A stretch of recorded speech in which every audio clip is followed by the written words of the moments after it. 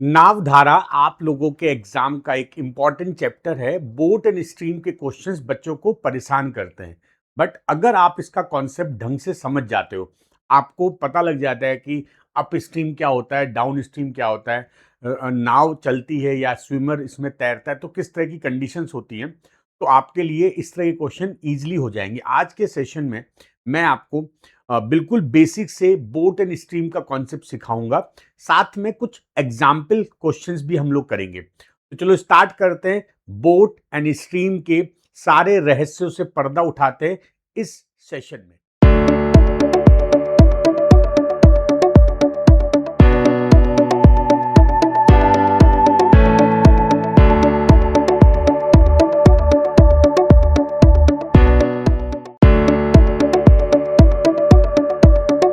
हमारा जो कॉन्सेप्ट है वो है नाव और धारा। नाव और धारा के प्रश्न आपके एग्जाम में बहुत आते हैं। अगर आप इसका बेसिक सीख जाते हो ना, किस तरह से चीजें काम करती हैं, तो मैं गारंटी देता हूं आप बड़े से बड़ा क्वेश्चन कर लोगे। लेकिन अगर आपका बेसिक कमजोर हुआ तो फिर क्वेश्चन कैसे करोगे? तो जब भी कोई चैप्टर पढ़ते हो उसका बेसिक बहुत ढंग से कवर करो।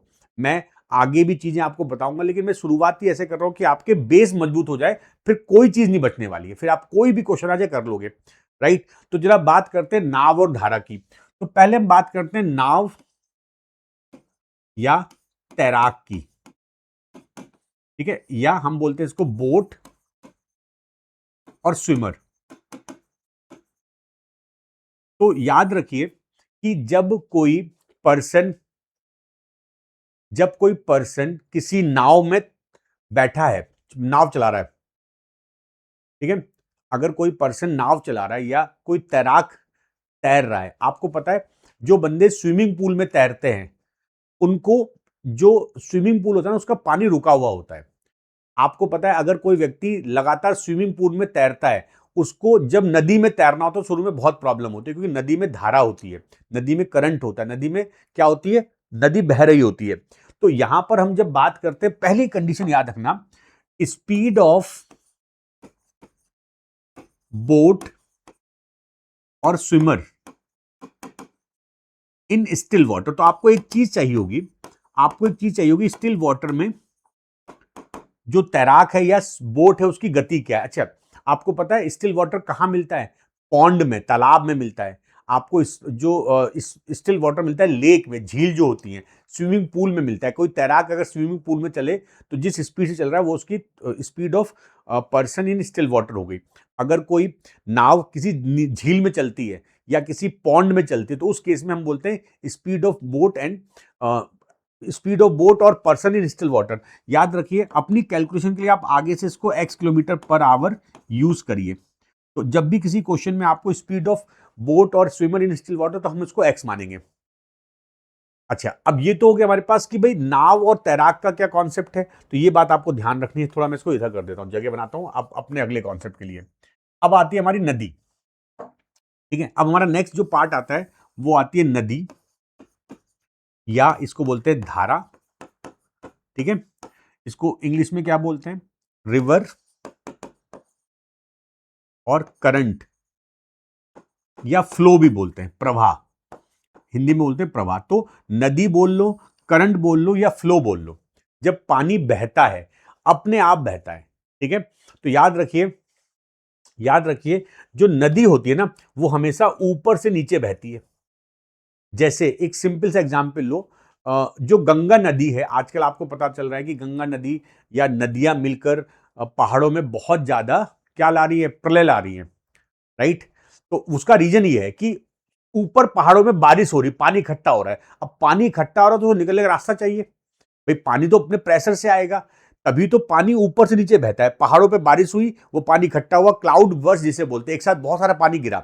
बारिश बहुत सारी एक साथ हो जाए तो उसको बोलते हैं क्लाउड बर्स्ट। एक लिमिट होती है कि इसके ऊपर अगर बारिश हो तो उसको क्लाउड बर्स्ट बोलते हैं। ये ज्यादातर पहाड़ों पर ही होता है। इसका रीजन होगा, किसी दिन और समझाऊंगा। यहां पर हमारा जो पॉइंट ये है कि जो नदी होती है ना वो ऊपर से नीचे बहती है। राइट? यहां पर अगर मैं नदी के फ्लो की बात करता हूं, मैं यहां पे लिखूंगा फ्लो ऑफ या स्पीड ऑफ रिवर। तो अब जब आप इन प्रश्नों को कर रहे होगे ना तो वहां पर y किलोमीटर पर आवर आप स्पीड ऑफ रिवर मानेंगे। ठीक है, x किलोमीटर पर आवर आपकी स्पीड ऑफ वाटर होगी और y किलोमीटर पर आवर आपकी रिवर की स्पीड होगी। अगर हम ये बोलते हैं कि नाव, अगर धारा आपकी ऐसे फ्लो कर रही है, पानी हमेशा नीचे की तरफ जाता है और यहां पर एक बोट है जो इस बोट पर वो भी ऐसे जा रही है, तो नदी के फ्लो को हम बोलते हैं डाउन, और ये जो बोट जा रही है वो भी जा रही है डाउन, तो इसको बोलते हैं, पहला केस हमारा हो गया डाउन स्ट्रीम। डाउन स्ट्रीम, ठीक है। नदी का पानी अगर फ्लो के साथ बहता है उसको बोलते हैं डाउन स्ट्रीम, या हिंदी में इसको बोलते हैं धारा के अनुकूल। धारा के अनुकूल या प्रवाह के साथ, ठीक है, धारा के अनुकूल या प्रवाह के साथ। तो जब नाव और धारा एक तरफ बहती है उसको बोलते हैं धारा के अनुकूल या डाउन स्ट्रीम। अच्छा, इस केस में स्पीड क्या होती है बच्चा? अब यहां पर क्या होगी, इसको हम बोलते हैं speed down stream. Down stream, धारा के प्रवाह के अनुकूल गति।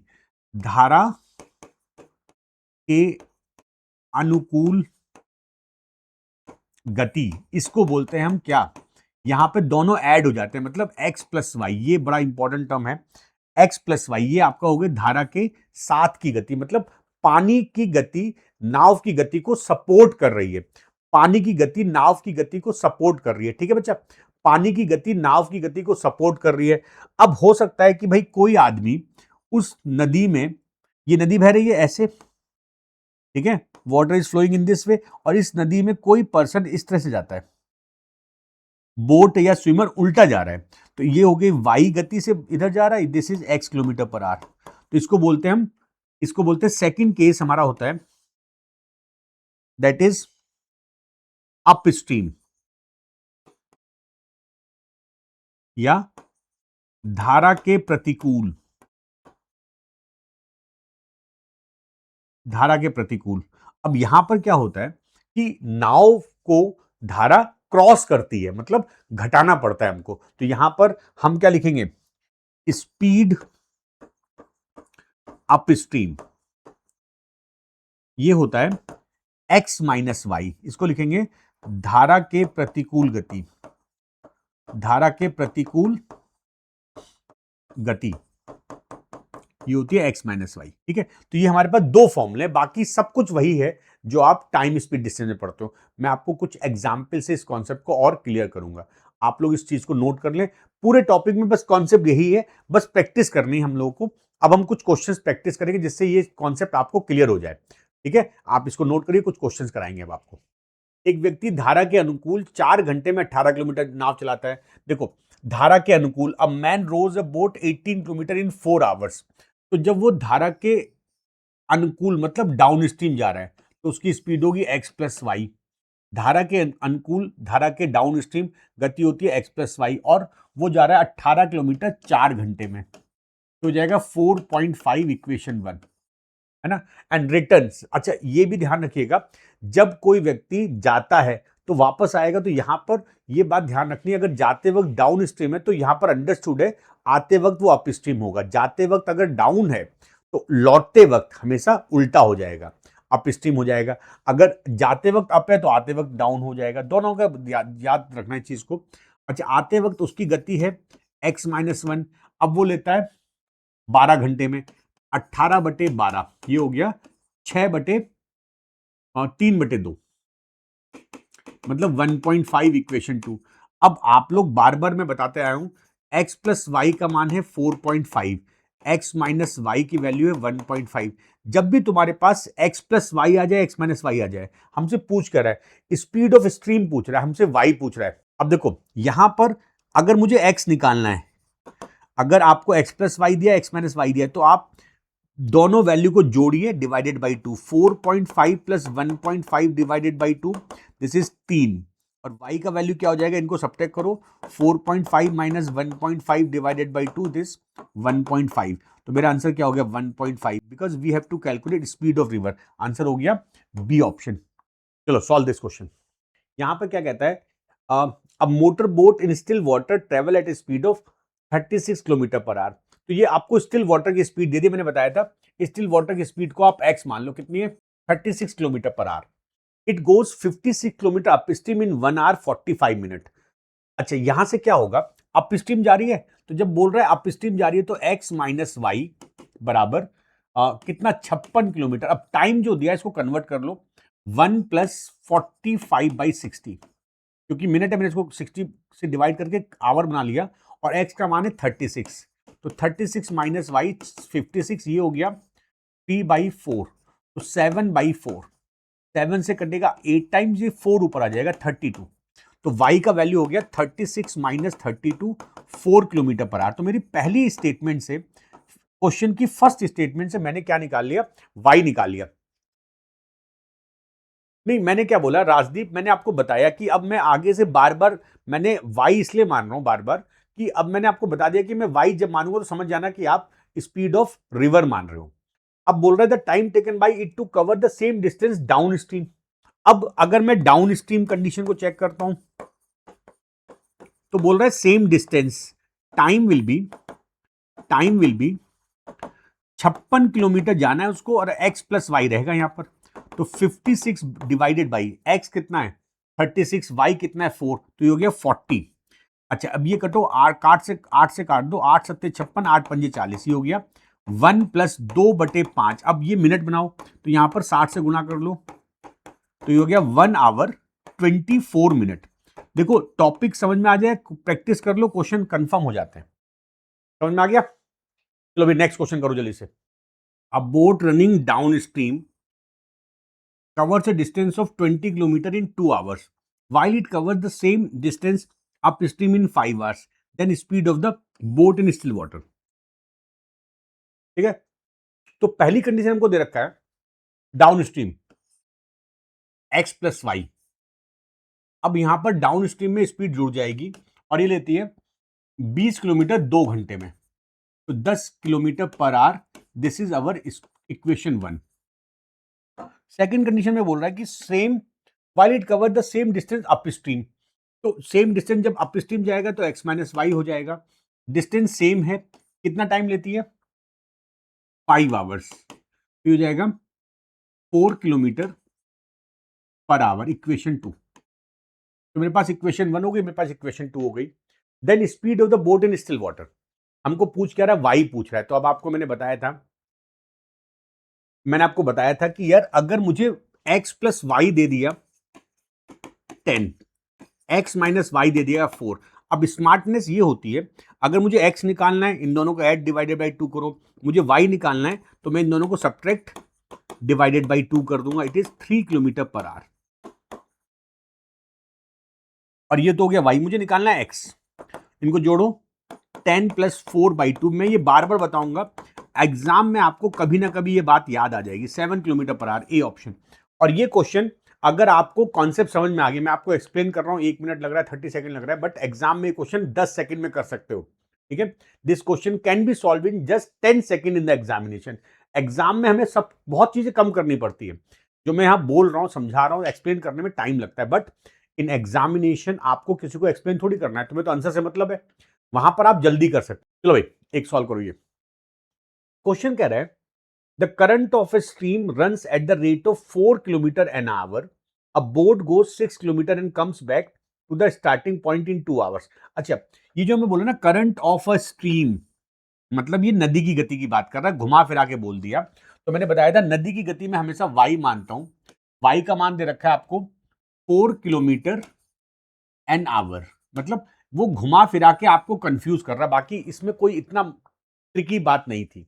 ठीक है, अच्छा, अब boat go 6 kilometre and comes back, तो बच्चा ध्यान समझना, वो कह रहा है बोट जाती है और लौटती है, तो इसका मतलब अगर वो जाते वक्त डाउन स्ट्रीम है तो लौटते वक्त अप स्ट्रीम है, और अगर इसका उल्टा है, जाते वक्त अप स्ट्रीम है तो आते वक्त डाउन स्ट्रीम। मतलब यहां पर जब आना जाना बोले, नदी की बात बोले, तो एक तरफ उसको मानोगे आप क्या डाउन स्ट्रीम, तो एक बार मानोगे अप स्ट्रीम, या अगर पहले मानोगे अप स्ट्रीम तो बाद में मान लोगे डाउन स्ट्रीम, कोई फर्क नहीं पड़ने वाला, आप लॉजिकल समझना चीज को।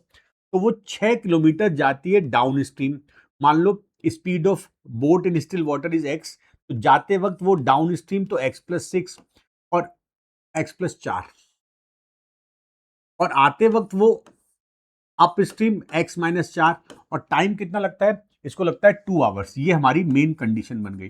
अब आपको सॉल्व करके शायद x ही तो निकालना है, the speed of boat in still water.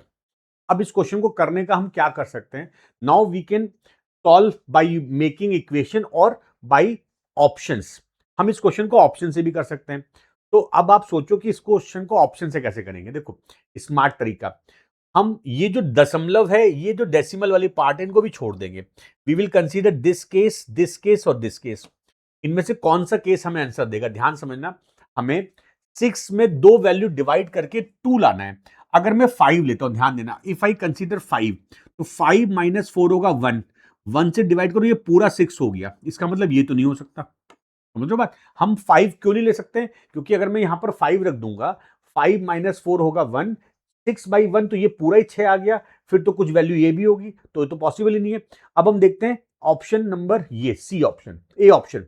अगर मैं लेता हूं 6, तो 6 4 10, 6 माइनस 4 2, ये 2 से डिवाइड करोगे 3 आ जाएगा। This is also not possible. अगर मैं यहाँ पे 6 रखूंगा, 6 माइनस 4 कितना होगा 2, 2 से डिवाइड करो 6 को, 3 आ गया, ये भी कुछ जुड़ेगा, तो ये तो पॉसिबल नहीं है। अब हम देखते हैं 8, बी ऑप्शन। तो यहाँ पे रखो 8, 6/12 प्लस 6/4, है ना। ये हो गया 1/2, ये हो गया 3/2। यहां पर 2 एलसीएम आ गया 4, तो ये आंसर हो गया 2। मतलब ये मेरी वैल्यू सेटिस्फाई कर रहा है, B will be the correct answer, right. This is option approach to attempt question like this. अगला क्वेश्चन देखो, चलो सॉल्व करो। एक नाव को a boat takes half time in moving a certain distance downward then upstream. अब इस line को समझना है, ठीक है, इस लाइन को समझो, बहुत आसान लाइन है ये। A boat takes half time in moving a certain distance. जब सर्टेन डिस्टेंस वर्ड आ जाए, मतलब क्या कहना चाह रहा है, वही कहना चाह रहा है कि उसकी डिस्टेंस कांस्टेंट है। एक नाव को पर्टिकुलर डिस्टेंस, सेम डिस्टेंस जाने में अप स्ट्रीम में, डाउन स्ट्रीम में आधा टाइम लगता है अप स्ट्रीम का। तो अब इस क्वेश्चन का फाइनल हम लाइन कैसे लिखेंगे, ठीक है, हम इसका रेशियो कैसे लिखेंगे। देखो हमारे पास अगर अप स्ट्रीम स्पीड होगी x प्लस वाई, देखो यहां पर लॉजिक क्या होगा, स्पीड अप स्ट्रीम या speed downstream upon speed upstream बराबर time upstream upon time downstream. ये क्या चीज है, देखो मैंने आपको बताया था, अगर डिस्टेंस कांस्टेंट होती है, अगर डिस्टेंस कांस्टेंट होती है तो speed is reciprocal of time.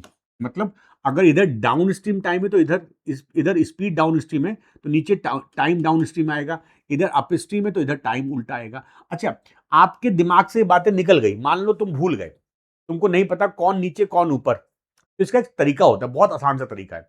देखो ये तो तुम्हें कंफर्म है कि स्पीड का रेशियो तुम लिख लोगे x plus y upon x minus y. अब सोचो इस बात को कि यार ऊपर प्लस है नीचे माइनस है, तो ऊपर ज्यादा होगा नीचे कम होगा, ये बात समझते हो। अगर ऊपर प्लस है नीचे माइनस है तो ऊपर ज्यादा होगा नीचे कम होगा।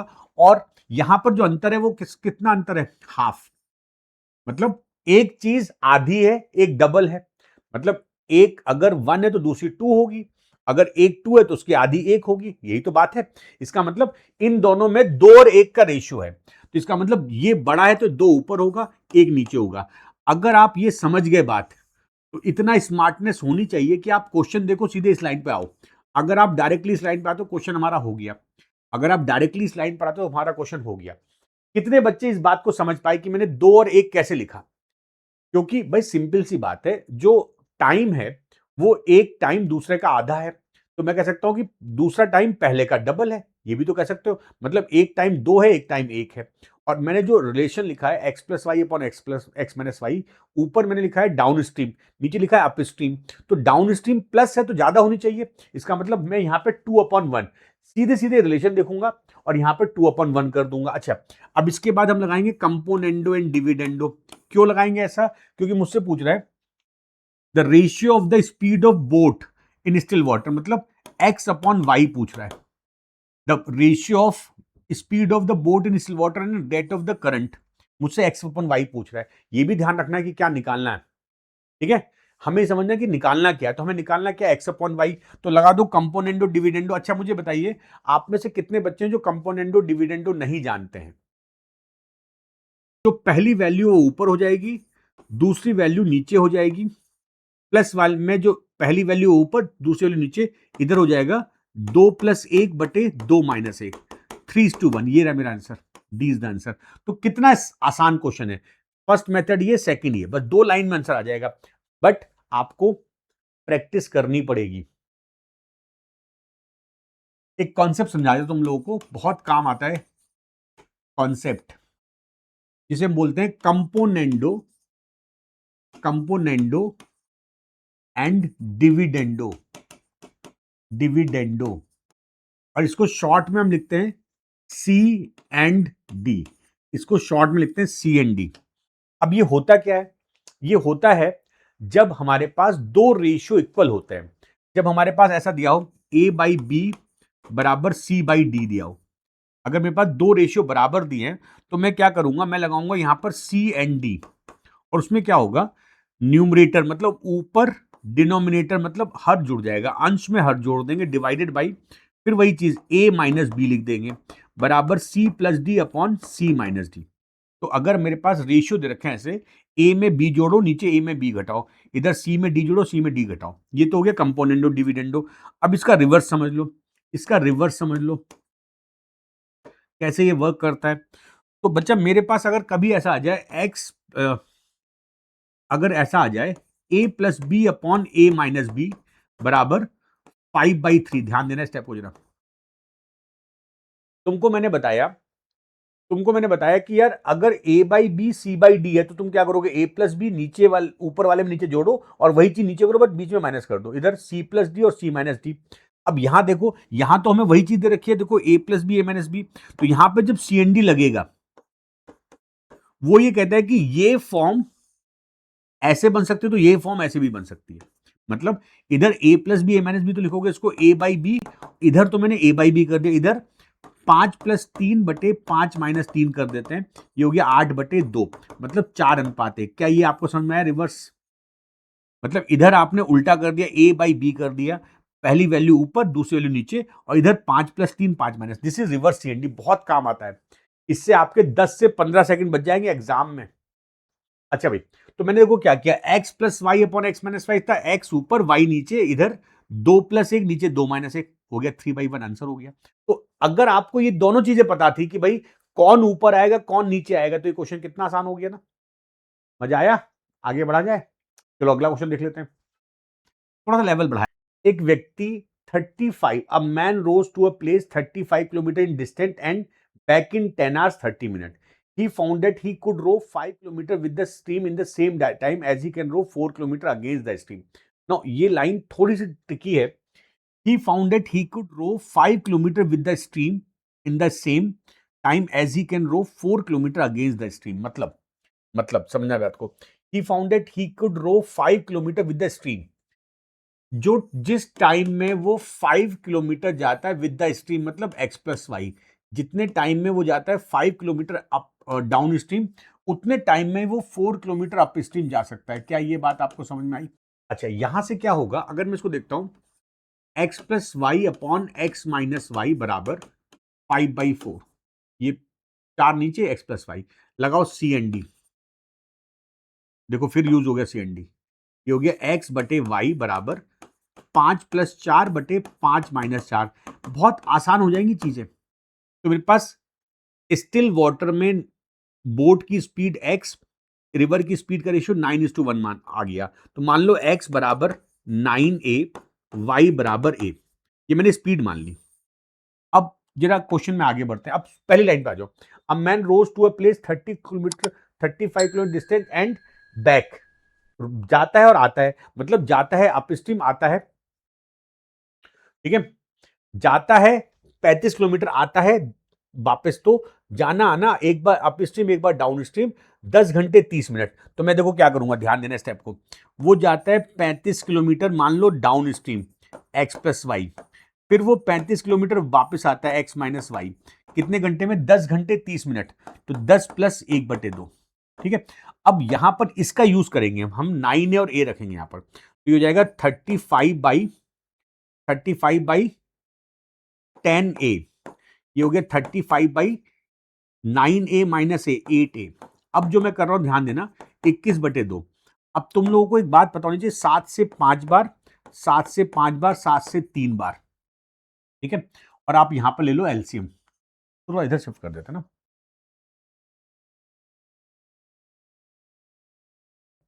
यहां से क्या आ गया, ये आ गया देखो ये 5 से 2 टाइम्स कट जाएगा, तो हो जाएगा 1/2a प्लस 5/8a बराबर 3/2। यहां पर 8a एलसीएम ले लो, तो जाएगा 4 + 5 बराबर 3/2।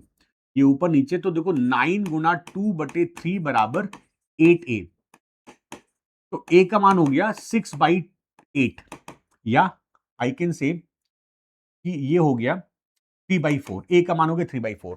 तो find the rate of flow of the stream, यही तो है मेरे पास ए। तो स्पीड ऑफ रिवर ये क्या हो जाएगी 3/4, मतलब 0.75 kilometre per hour. Answer will be C option. आपको समझ में आ गया कॉन्सेप्ट क्या था, मतलब इस सारे क्वेश्चन का यूज था। और कोई बच्चा कह रहा है सर ये तो सेम क्वेश्चन है, सेम कहां है क्वेश्चन भाई, ये दो क्वेश्चन मिला के, अब थोड़ा सा ये लेवल के क्वेश्चन है, ये प्री में आने लायक है, बात समझ गए। थोड़ा टाइम लग रहा है आप लोगों को, लेकिन धीरे प्रैक्टिस होगी तो आप कर लोगे। अगर आपकी प्रैक्टिस होगी तो आप कर लोगे इन क्वेश्चंस को। डू यू वांट कि मैं इसको एग्जाम में कैसे करता, तो मैं इतनी कहानी थोड़ी लिखता, मैं तो आपको समझा रहा हूं इसलिए मैं इतनी कहानी लिखी है। देखो एग्जाम में कैसे करते हैं इस क्वेश्चन को, अगर आपको ये बात समझ तो एग्जाम का मेथड देख लो। एग्जाम का मेथड वो जाता है x + y 5 kilometre, 4 kilometre x - y, x + y बटे x - y 5/4, तो x/y बराबर हो गया 9/1। x को मान लिया 9a, y को मान लिया a। अच्छा बोल रहा है कि वो जाता है 35 किलोमीटर जाता है 9a 10a प्लस 35 किलोमीटर आता है 8a बराबर 10 1.5 21/2 में। ये सब चीजें हम करेंगे। 2 से ये कटेगा कितनी बार, 4 बार, ये 5 बार, 7 से 3 बार, 7 से 5 बार, 7 से 5 बार। स्पीड देखो आप लोग, आपको इस लेवल पे काम करना है। 5/4 बराबर 3, 4 एलसीएम आ गया 9, 4a 3, तो a का मान हो गया 3/4, आंसर 0.75। ये एग्जाम मेथड है, ये एग्जाम मेथड है। मतलब आपकी देखो ये तो बात समझ लो कि क्वेश्चन डिफिकल्ट नहीं होते हैं, आपको कितनी स्पीड है आपके पास वो समझना है। चलो भाई इसको करके दिखाओ, सॉल्व दिस। दो नावें ए और बी 108 किलोमीटर की दूरी पर स्थित है, स्थित दो स्थानों से एक दूसरे की ओर चलना शुरू करती हैं। स्थिर जल में नाव ए और बी की गति क्रमशः 12 और 15 किलोमीटर प्रति घंटा है। ये ए धारा के साथ नीचे की ओर, बी धारा के साथ ऊपर की ओर बढ़ते हो तो वे बाद में मिलेंगे। देखो यहां पर एक कॉन्सेप्ट समझो आप लोग, यहां पर एक कॉन्सेप्ट समझ लेते हैं। एक आखिरी मजेदार कॉन्सेप्ट है आपके लिए। देखो अगर मैं कुछ ऐसा कंडीशन लेता हूं, ये धारा ऐसे बह रही है, ठीक है। अगर यहां पर एक नाव है जिसकी गति है x1 और इधर एक नाव है जिसकी स्पीड है x2, है ना। तो ये तो कंफर्म हो गया कि ये नाव जा रही है किधर, धारा के साथ जा रही है, मतलब डाउन स्ट्रीम, ये जा रही है अप स्ट्रीम, ठीक है। अब अगर मैंने मान लिया धारा की गति y है, तो इनकी रिलेटिव स्पीड क्या होगी। देखो इसकी गति हो जाएगी x + y और इसकी गति हो जाएगी x1 + y, इसकी हो जाएगी x2 - y, ठीक है। यही तो होगी, यही तो होगी। अगर दोनों एक दूसरे की तरफ आ रही हैं तो relative speed x1 + y plus x2 - y, y cut गया तो x1 + x2 बन गया हमारे पास। और अगर यही कंडीशन ऐसी होती कि ऐसा हमारी नदी है, ये ऐसे फ्लो कर रही है, ठीक है, एक नाव यहां पर है और एक नाव यहां पर है, दोनों सेम डायरेक्शन जा रही है, मतलब ऐसे जा रही है। इसकी गति x1, इसकी स्पीड x2। अब इनकी रिलेटिव स्पीड इसकी हो जाएगी, अगर ये y है तो ये हो जाएगी x1 + y, ये भी हो जाएगी x2 + y। तो यहां पर रिलेटिव स्पीड क्या होगी, दोनों सेम डायरेक्शन जा रही है, तो घटा दोगे ना, x1 + y - x2 - y, तो y फिर कट गया। अब आपको यहां से क्या समझ में आया, अब जरा मुझे बताइए, चाहे दोनों नाव एक ही नदी में सेम डायरेक्ट अपोजिट जाए, चाहे सेम जाए, चाहे इनको उल्टा भी कर लो, हर केस में y कट जाएगा। तो अब आपके दिमाग में बात बैठ जानी चाहिए कि अगर एक नदी के अंदर दो नावें एक दूसरे की तरफ आ रही है, एक दूसरे दूर जा रही हैं, उसमें उनकी नदी की स्पीड का लॉजिक हट जाएगा। और अगर अगर आपको ये बोल रहा है कि बताइए स्पीड ऑफ रिवर, तो वो नहीं निकल पाएगी। याद रखना, इस तरह के प्रश्नों में अगर आपको रिवर की बात बोल रहा है तो शायद वो ना निकले, कुछ कंडीशन और देगा तो शायद निकाल लेंगे हम। चलो भाई, अब हम आते हैं अपने क्वेश्चन पर। तो हमारा क्वेश्चन क्या कह रहा है, आपको कुछ नहीं टेंशन लेनी इस क्वेश्चन में। मतलब ये क्वेश्चन सिंपल रिलेटिव स्पीड का हो गया कि दो नाव 108 किलोमीटर दूरी पर हैं, एक की गति है 12 किलोमीटर पर आवर और एक की गति है 15 किलोमीटर पर आवर। तो time to meet 108, same direction opposite है, हाँ अपोजिट है। 12 प्लस 15 ये हो गया 108/27, आंसर हो गया 4 आवर्स। बोलो बच्चा, अगर आपको कॉन्सेप्ट पता तो क्वेश्चन कितना आसान हो गया। If you know the concept, this is the easiest question. एक और क्वेश्चन कर लेते हैं। This is question of the day. A boat covers 24 kilometres, तो a boat covers 24 kilometres upstream plus 36 kilometres downstream in 6 hours. ठीक है, ये हो गया पहली कंडीशन मेरी। This is the first condition. Second condition क्या कहता है, same boat covers 36 kilometre upstream plus 24 kilometre downstream इन 6.5 आवर्स।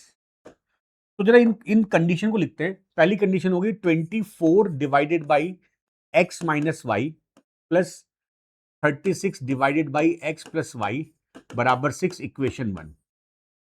ठीक है, second condition 36 kilometre upstream plus 24 kilometre downstream 6.5 hours, equation 2।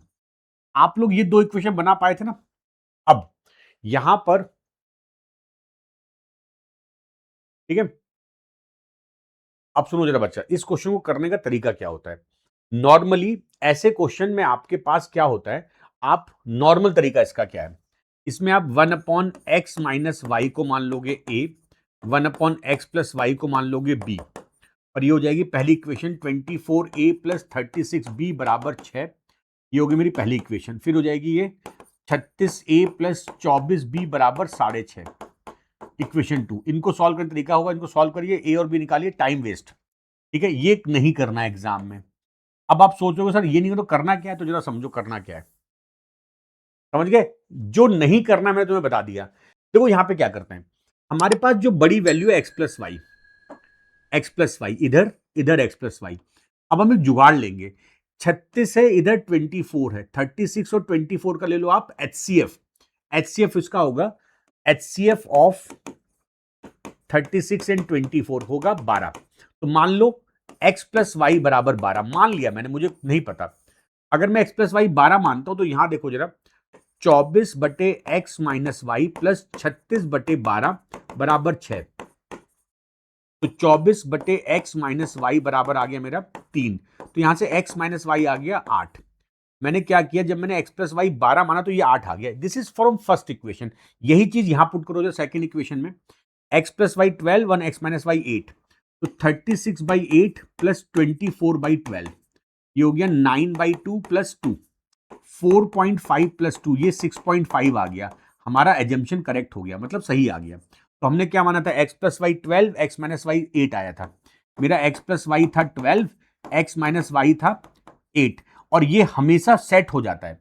99% question में तो मैंने set कर दिया इन चीजों को। ठीक है, मैंने तुमको ये 99% चीजों पे सेट हो गया। अच्छा, स्पीड ऑफ करंट पूछ रहा है, करंट की स्पीड मतलब वाई निकालना है, तो वाई का मान होगा 12 माइनस 8/2। याद है, घटाते हैं, आंसर हो गया 2। B is the answer, B will be the correct answer. अरे लॉजिक ये था कि भाई यहां भी x प्लस वाई 36 को डिवाइड कर रहा है, यहां भी x प्लस 24 को, इन दोनों में बराबर से वैल्यू डिवाइड होगी ना, तो HCF लेके आप जुगाड़ बनाते हैं, इसको बोलते हैं जुगाड़ मेथड। और ऐसे क्वेश्चन ऐसे करोगे तो आपको थोड़ा फायदा होगा एग्जाम में। मजा आया। तो ये था बोर्ड के बारे में, जो आपके बेसिक नॉलेज है ना वो इंप्रूव हो जाएगी इससे। इस क्लास के बाद आपकी बोर्ड और स्ट्रीम वाले जो कॉन्सेप्ट है वो अब आपके क्लियर हो जाएंगे।